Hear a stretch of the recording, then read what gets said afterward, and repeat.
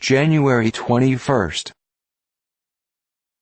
988. Adalbero, archbishop of Rheims, died. He assisted in placing Hugh Capet on the throne of France. 1582. Ferdinand Alvarez de Toledo, Duke of Alva, a Spanish general and minister of state, died, aged 74. It is said of him that during nearly 60 years of warfare against different enemies, he never lost a battle, and was never taken by surprise. He was undoubtedly the ablest general of his age. Had a proud mien, a noble aspect and a strong frame. Slept little, labored and wrote much. But pride, severity and cruelty tarnished his renown, so that he became odious even to his own countrymen. 1609. Justus Scaliger died, aged 69. His education commenced early, and he was one of the most indefatigable students through a long life that was ever known. So entirely immersed was he in his studies, that he passed whole days in his chamber without eating or drinking, and paid very little attention to the common affairs of life. He may be called the founder of the science of chronology. 1647. The plague broke out at Edinburgh. A writer of the time says that the last plague they had raged so violently that the 40th person lived not of those who dwelt there 4 years before, but that it was peopled with new faces. 1666. Shah Jahan, a Mughal emperor, died, aged 74. He was the son and successor of Jahangir, but did not inherit much of the talent and spirit of that powerful ruler. During a severe illness the government was usurped by his son, and on his recovery he was removed from Delhi to Agra, where he died, probably by poison. 1692. King William and his court issued a proclamation against vice and profaneness. 1702. The affirmation allowed by Queen Anne to the Quakers in England, extended to those of Pennsylvania. 1707. Aurangzeb, ornament of the throne, died. The last powerful and energetic sovereign that ruled over the Mughal Empire of Hindustan. From his 20th year, military duties devolved upon him. He raised a body of troops, and obtained the government of the Deccan. He invited his old friends the fakirs, or religious mendicants, to a feast, and compelled them to put on new and decent clothing. The gold and silver pieces which he found on burning their old garments, was of great service to him in prosecuting the war against his elder brother for the sovereignty. He stirred up dissensions among his brothers, by which they were put out of his way, shut up his father in his harem, and in 1659 ascended the throne. Notwithstanding his cruelty, he governed with much wisdom, and consulted the welfare of his people. 2 of his sons endeavoring to form a party in their own favor, he caused to be put to death by slow poison. In the midst of his activity he died at Ahmednagar, and with his death terminated the brilliant epoch of the Mughals. 1721. Francis Paggi died, author of a chronological history of the popes. 1733. Bernard de Mandeville, an English author, died. He was born at Dordrecht in Holland, and went to England to practice medicine. Meeting with poor encouragement, he turned author, but his topics, though professedly intended for the promotion of the public morals, introduced him to the notice of the grand jury.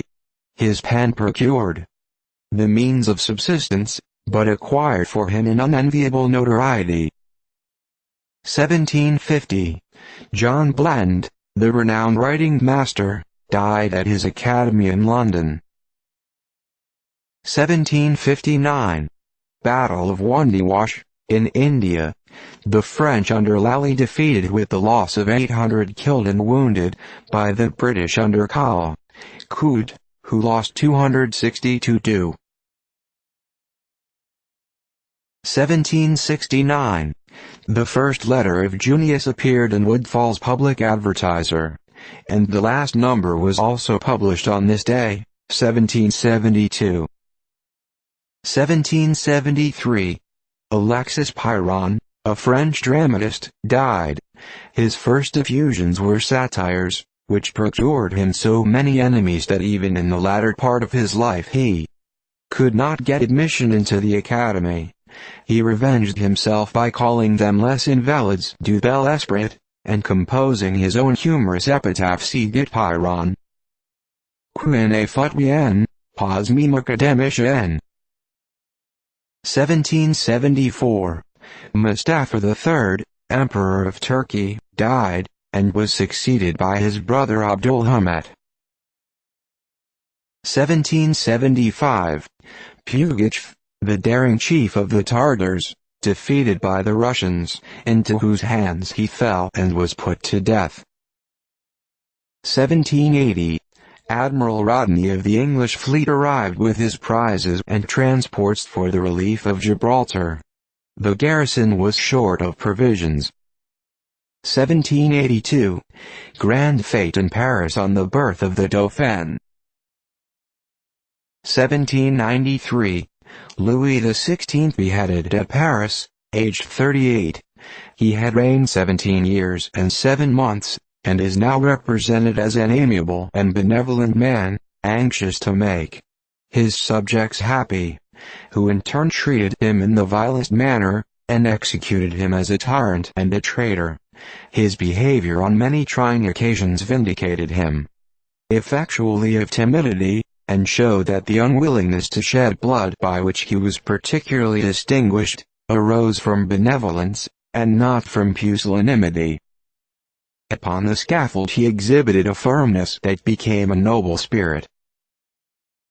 1814. Jacques Bernardin Henry de Saint-Pierre, a French philosophical writer, died, at his estate near Paris.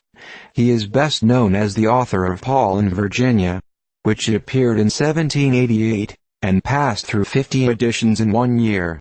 It has been generally translated in Europe. 1815. Matthias Claudius, a German poet, died. His prose and poetry are said to bear a peculiar stamp of humor, frankness and cordiality, and many of his songs, set to music by the first composers, have become a part of the national melodies. He filled several public offices. 1816. Day of general mourning in France, on account of the death of Louis XVI, 23 years after his execution. 1820. Ambroise Marie Francis Joseph Polisson de Beauvais, a French naturalist, died. He came to America in the pursuit of science, and while at Philadelphia learned that he had been proscribed by the revolutionists as an emigrant. He supported himself as a teacher of music and languages until the arrival of the French minister, who afforded Polisson the means of prosecuting inquiries into the natural history of America. He was employed to arrange Peale's collection. On returning to France with his rich collections, he was admitted into the Institute in the place of Adanson. 1824. Charles McCarthy killed. He commanded at the Cape Coast against the Ashantis. Whilst making preparations to repel these savages in 1821, the king sent his compliments to him, and said he hoped to have his head as an ornament to their great war drum. Subsequently Sir Charles marched against the enemy with a mixed force of Europeans and blacks. The latter ran away, and the whites being defeated and their commander captured, the ferocious menace was realized. The trophy, however, was afterwards recovered. 1839. Great conflagration at Constantinople, in which the Grand Vizier's palace, called the Sublime Porte, including the ministerial and administration offices, was destroyed. Loss estimated at 20 million piastres. 1847. Major James Morton, died at Hyde Hill, Virginia, aged 90.